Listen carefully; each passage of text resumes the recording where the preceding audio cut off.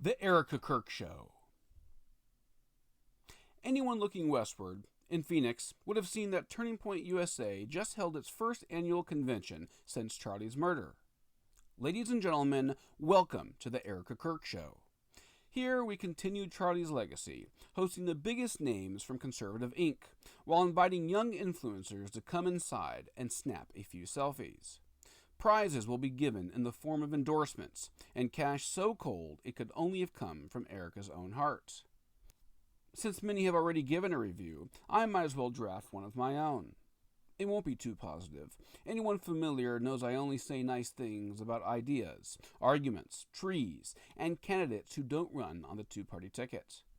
I'm also sick of seeing that woman's makeup-slathered face, with those deep blue eyes squirting acid tears, not unlike the Joker's boutonniere. Go to Elon's platform, type in her name, and you'll see the memification in real time. Some of these are quite funny. As a former fan of pro wrestling, I'm most tickled by the reference of Charlotte Flair. There's no way Erika did not see the backlash coming. Shortly after that fateful day, she was named CEO of Turning Point. Since then, she's been front and center, giving interviews to Fox, the New York Times, and most thoroughly with the new head of CBS, Barry Wise. This when she's not hosting political events. Erika is a very busy widow. All eyes on her, if they're not yet blinded by the pyrotechnics. Looking at her official website, which hasn't been updated since shortly before Charlie's death, and one wonders if all this attention is undesired by someone who has worked in the entertainment industry as a model, actress, and casting director, quote unquote. We just can't be sure if this is what her late husband would have wanted. Charlie, who did indeed sympathize with mothers who had to make use of daycare, nevertheless hoped for a society in which they would not have to. Charlie once said, "It's much more important to raise your 6-month-old baby than to crunch numbers on a spreadsheet for some company that doesn't even know your name." Between them, the Kirks have 2 kids, very young. According to Hello, Erika inherited $12 million when Charlie passed, including 3 properties, each listed well above $1 million. Dare I say it, Erika could help make Charlie's dream a reality. Some of us see her instead taking a big needle to that dream. Christine Quinn made headlines after accusing Erika of sidestepping her parental responsibilities. Well, who is watching their kids while she's out there giving interviews and hosting events? Perhaps I'm financially illiterate. Maybe those aren't enough millions for a mother and her 2 children to live comfortably, closely, and away from the spotlight. It's fairly easy to evade the bright lights, as Charlie's own parents have proven. Seriously, where the hell are they? You simply stop giving appearances, stop going on shows. In public, you dress down. In a few months, our amnesia-prone, internet-addled populace has all but forgotten. As the CEO, she could have made a few initial appearances and then handed over the production to one of her employees. But Erika has other intentions, ensuring that the speculation continues.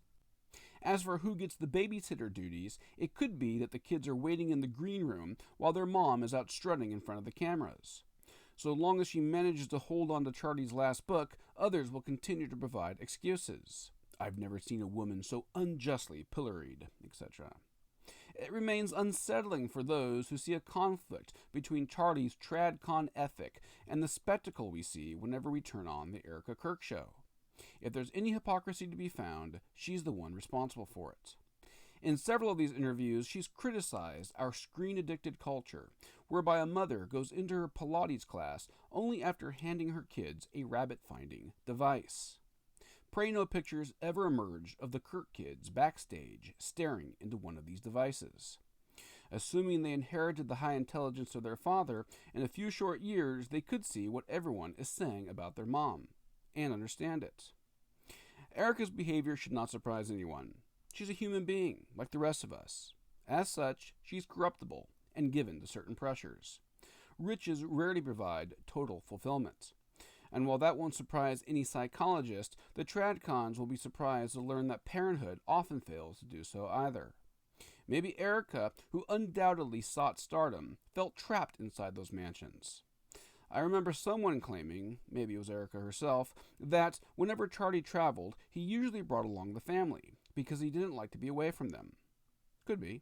Or perhaps Erica saw her husband take off, traveling the world, as the weeks and years passed by, headline after headline, all while enjoying internet virality.